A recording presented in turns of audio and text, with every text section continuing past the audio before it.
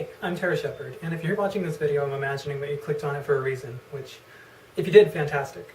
What I'd like to do is take a few minutes to talk about my own experiences in coming out transgender to my friends and family so that hopefully someone somewhere in a similar situation might feel even a little less alone. As important as the event itself was, I feel it's also important to detail some of the history that preceded it. So I'll start as far back as I can go so that I can paint you a more complete picture. The very first time I remember having the urge to look pretty, air quotes, was when I was about 14 years old. There was, of course, some amount of counterculture influence at play there. I was a big fan of the Misfits, The Cure, AFI, artists like that.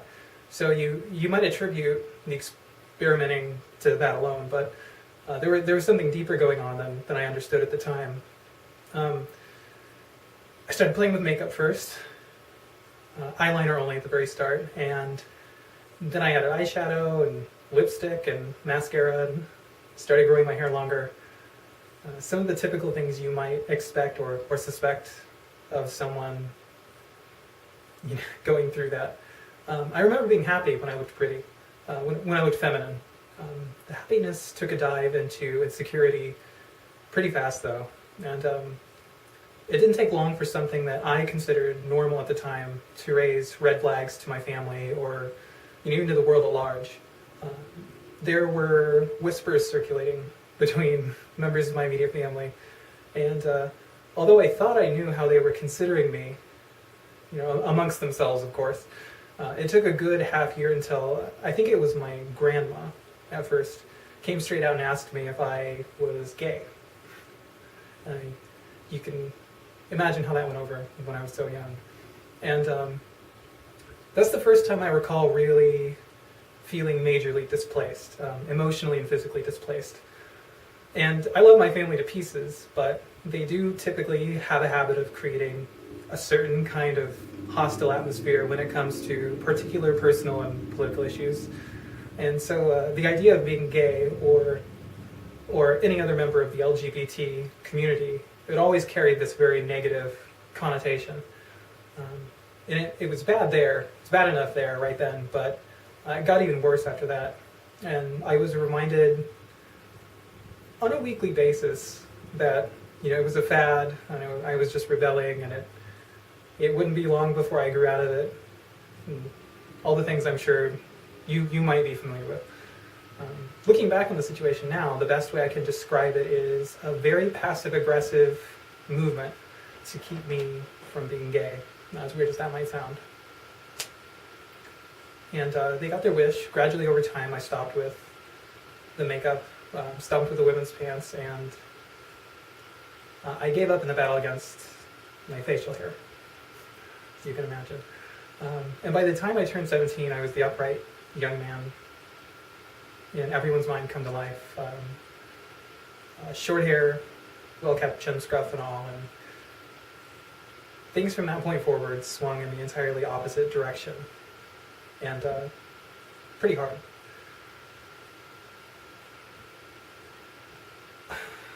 I started hitting the gym a lot, and when the anxiety was too high for the gym, I lifted weights and worked out like a crazy person at home, and these habits built to a crescendo in late 2009.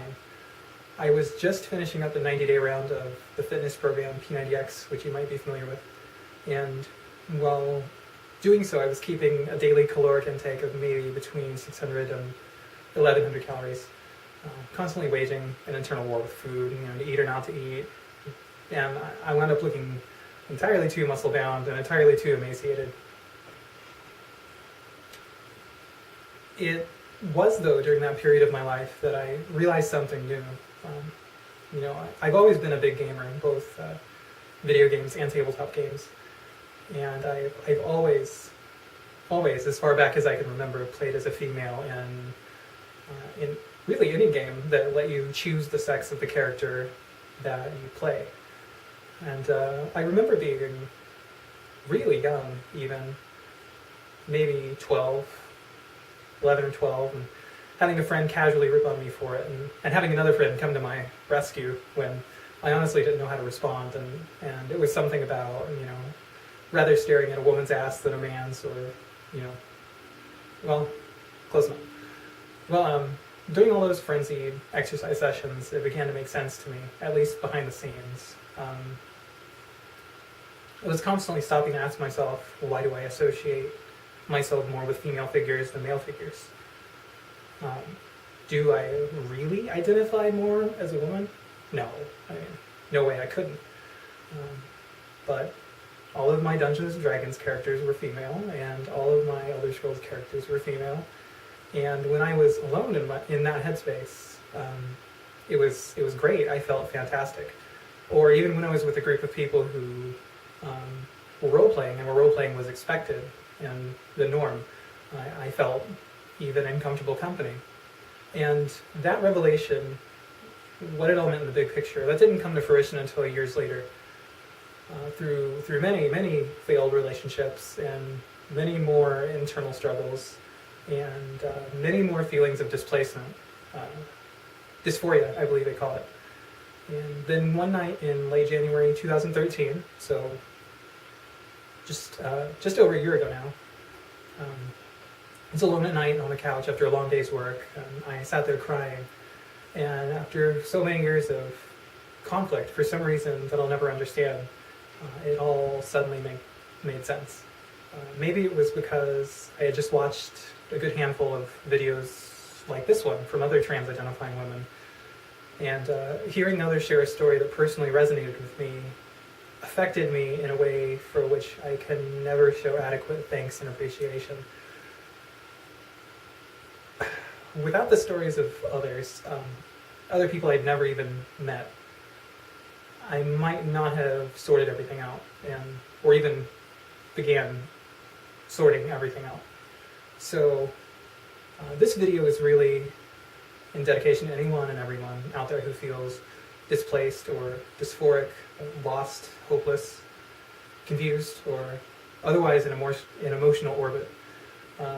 You're most definitely not alone. And if you're coming out to yourself as transgender, even to yourself, that's a very important step, and I would like to take this time to congratulate you. I mean, hey, look at this, right? We made it this far without dying, which is, in the scheme of things, it's a pretty cool accomplishment in and of itself, but even better, now we know more about ourselves, and know more about the world around us, and how we fit into the world than we ever did before, or ever could have. And even if it took a while, don't worry.